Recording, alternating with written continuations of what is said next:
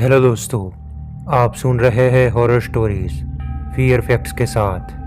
दोस्तों, आजकल की लाइफ भाग दौड़ वाली हो गई है। उसके साथ ही आजकल की लाइफ में हमें कमाना उतना ही ज़रूरी बन गया है जितना 2 टाइम का खाना। उसी की चिंता करते हुए मैं अपने गांव से दूर नौकरी की तलाश में शहर आया हुआ था। मेरा नाम रमेश है और मैं बिलासपुर गांव का निवासी हूँ।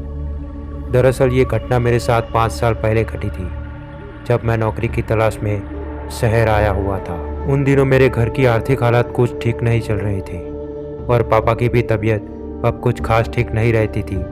उसी वजह से मुझे अपना गांव छोड़ना पड़ा था, क्योंकि मैं उतना पढ़ा लिखा भी नहीं था कि कोई अच्छी जॉब मुझे मिल जाए। इसलिए मैं कुछ मजदूरी वाली नौकरी के इरादे से शहर आया हुआ था।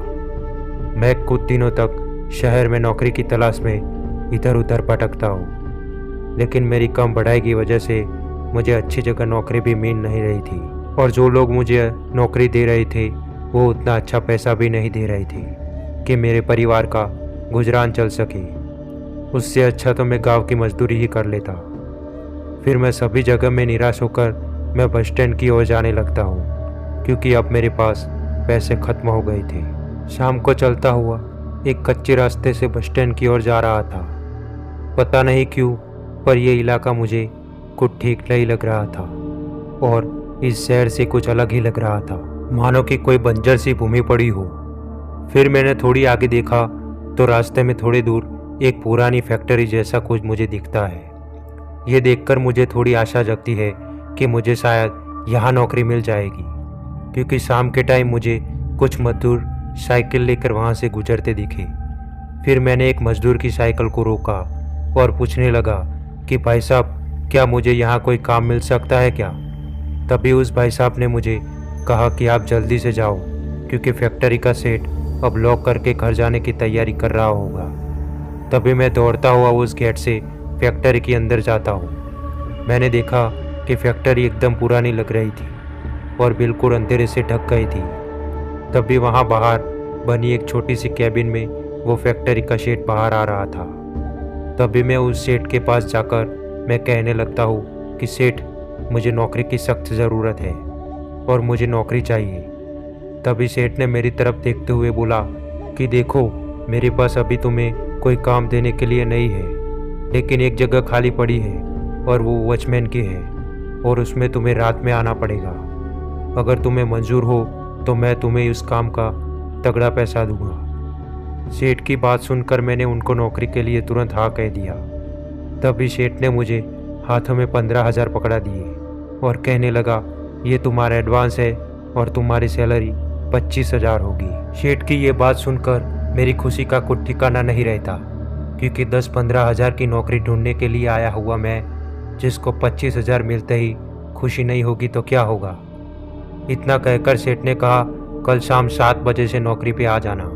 फिर मैं और सेठ फैक्ट्री से बाहर आकर गेट को ताला लगा देते हैं। फिर सेठ मुझे उनकी कार में मेरे गेस्ट हाउस तक छोड़ने आते हैं। फिर छोड़ के वो कल से टाइम पे आ जाना उतना कहकर गाड़ी लेकर वहाँ से चले जाते हैं। मैं गेस्ट हाउस पे पहुँचने के बाद उस होटल में कुछ अच्छा स्वादिष्ट खाना ऑर्डर करता हूँ, क्योंकि आज मेरे पास 15,000 रोकड़े थे।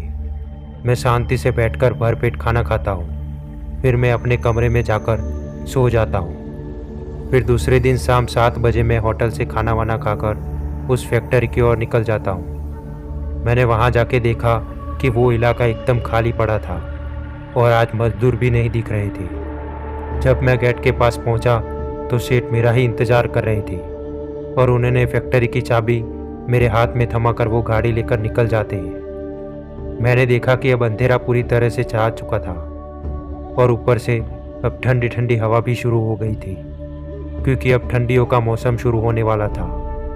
तो मैं एक चद्दर साथ लेकर आया था। फिर मैंने घड़ी में टाइम देखा तो रात के तकरीबन 11 बज रही थी और अब आसपास दूर दूर तक कोई दिखाई नहीं दे रहा था। मुझे थोड़ा डर भी लग रहा था, लेकिन इतने सारे पैसों में ये नौकरी बहुत अच्छी थी।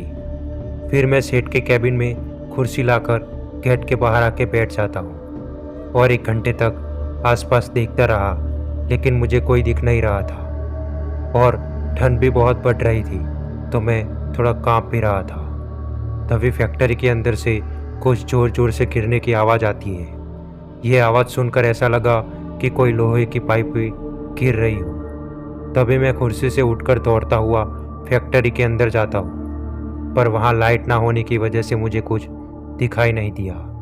तो मैं टॉर्च लेकर अंदर की ओर जाता हूँ। मैं आसपास देखते देखते बहुत अंदर तक चला जाता हूँ। तभी मेरे पीछे से कोई गुजरा हो ऐसा मुझे महसूस होता है। तभी मैं तुरंत पीछे मुड़कर देखता हूँ तो मुझे कोई नहीं दिखता। लेकिन मैं जैसे ही टॉर्च को सामने की साइड करता हूँ तो मेरी पैरों तले ज़मीन खिसक जाती है, क्योंकि मैंने देखा कि 2 लोग मेरे सामने खड़े थे। जो लोग हाथ में लोहे की पाइप लेकर खड़े थे और उनके कपड़े टूटे फूटे हुए थे और उनकी बॉडी पर गहरे चोट के निशान थे। तभी मैं तुरंत समझ गया कि यहाँ कुछ ठीक नहीं है कि तभी मेरे पीछे से पाइप से मेरे पैरों पर कोई वार करता है। वो वार इतना तेज़ था कि मैं ज़मीन पर गिर पड़ता हूँ और मुझे महसूस हुआ कि मेरा पैर पक्का फ्रैक्चर हो चुका है। मेरी दर्द के मारे जान निकली जा रही थी। तभी वहाँ 4-5 मजदूर की आत्मा मुझे एक साथ दिखाई देती है और वो मेरी ओर आ रही थी और वो बोल रहे थे कि चले जाओ यहाँ से, चले जाओ यहाँ से। मैं उनके सामने गिड़गिड़ा के जान की भीख मांगता हूँ और लंगड़ाते हुए दौड़ने की कोशिश करता हूँ। तभी एक आदमी ने मेरा पैर पकड़ के मुझे घसीटते हुए गेट तक लाया और मुझे ज़ोर से फैक्ट्री के गेट से बाहर फेंक दिया और मैं एक पैर पे उठने की कोशिश करता हूँ। मेरी डर के मारे रूह कांप गई थी, क्योंकि मैंने गेट के बाहर से सभी मजदूर भूतों की आत्मा को देखा। वो बहुत ही खूंखार लग रहे थे। मैं ज़्यादा उनको देख नहीं पाया और दौड़ते दौड़ते अपने गेस्ट हाउस की ओर भाग गया। फिर दूसरे दिन मुझे वहाँ होटल में काम कर रहा लड़का मुझे अस्पताल ले गया तो मेरा पैर फ्रैक्चर हो चुका था। मैं 2 महीने तक ठीक से चल नहीं पाया। फिर मुझे पता चला कि वो फैक्ट्री में कुछ सालों पहले एक हादसा हुआ था, तो वहाँ लोहे की पाइपों के गिरने की वजह से कई मजदूरों की दर्दनाक मौत हो गई थी। तब से वहाँ उन मजदूरों की आत्मा मंडराती है। ये सुनकर मैं काफ़ी सदमे में चला जाता हूँ और मैंने वो शहर भी छोड़ दिया। तो दोस्तों, आज की कहानी हम यही समाप्त करते हैं। अगर आपके साथ भी ऐसी कोई घटना हुई हो तो आप हमारी इंस्टाग्राम आईडी पे शेयर कर सकते हो। तब तक के लिए चैनल को सब्सक्राइब कर देना ताकि हमारे वीडियोस आपको सतर्क करते रहें। धन्यवाद।